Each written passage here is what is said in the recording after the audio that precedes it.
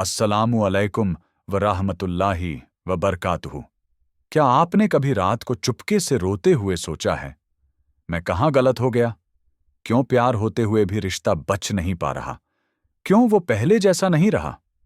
दिल में मोहब्बत हो, फिर भी डर हो कि कहीं रिश्ता टूट न जाए, तो इंसान जीता नहीं, बस सांसें लेता है सबके सामने मजबूत, लेकिन तन्हाई में टूटा हुआ। कभी सोचा है, नफरत से ज्यादा खतरनाक क्या होता है? खामोशी। वो खामोशी जो प्यार को धीरे धीरे खा जाती है। और एक दिन दिल में एक अजीब सा डर बस जाता है, तलाक का डर। वही डर जिसकी बात जुबान पर कोई नहीं लाता, लेकिन दिल में कयामत मची रहती है। कभी सोचा है, सब कुछ ठीक होते हुए भी रिश्तों के बीच इतनी दूरी क्यों आ जाती है?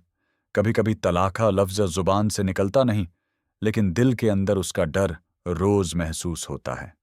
रोज, बिना कहे, बिना समझे, बिना समझाए। हर शादी एक दुआ होती है, लेकिन जब दुआ पर शक होने लगे तो रिश्ता सिर्फ कागज नहीं, जज्बात भी टूटते हैं।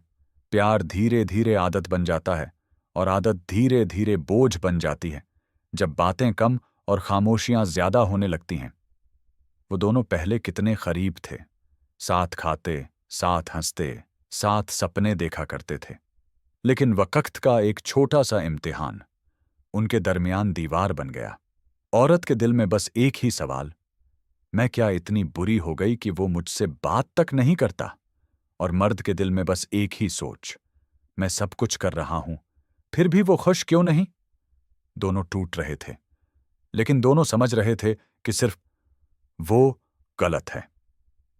तलाक का डर तब पैदा होता है जब दोनों चुप हो जाते हैं और शैतान बीच में बोलना शुरू कर देता है।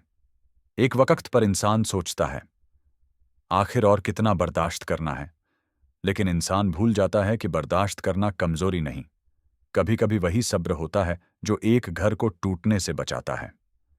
रसूलुल्लाह ने फरमाया, हलाल चीजों में सबसे ज्यादा नापसंदीदा चीज अल्लाह के नजदीक तलाक़त है। अबू दाऊद।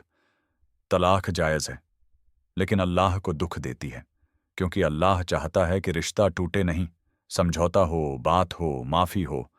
औरत के लिए तलाक का डर सिर्फ रिश्ता टूटने का नहीं होता, उसके सपने, उसकी इज्जत, उसका घर, उसकी पहचान, सब दांव पर होते हैं।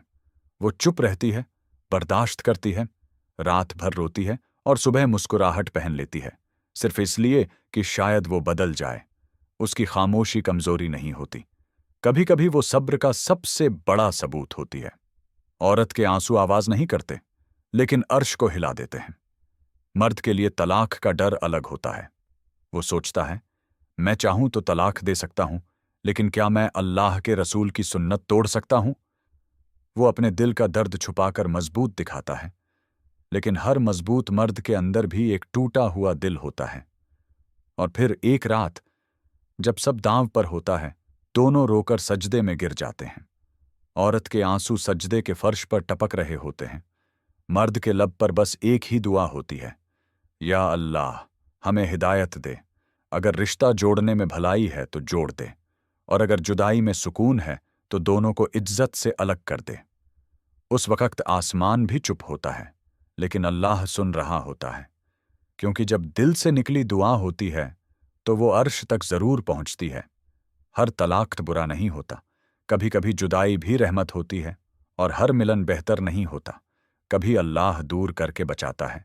लेकिन एक बात याद रखना, अगर मोहब्बत में अल्लाह शामिल हो तो कोई तलाक, कोई जुदाई, कोई शैतान उस रिश्ते को तोड़ नहीं सकता।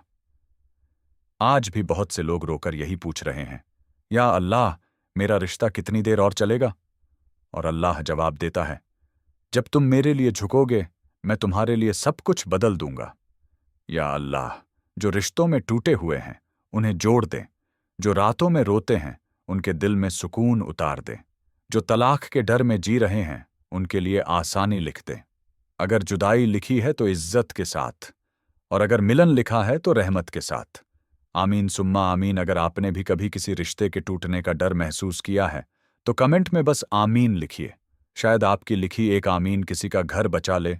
लाइक, शेयर और दुआ करना मत भूलिए। इंशाअल्लाह अगली कहानी में फिर मुलाकात होगी। अल्लाह हाफिज।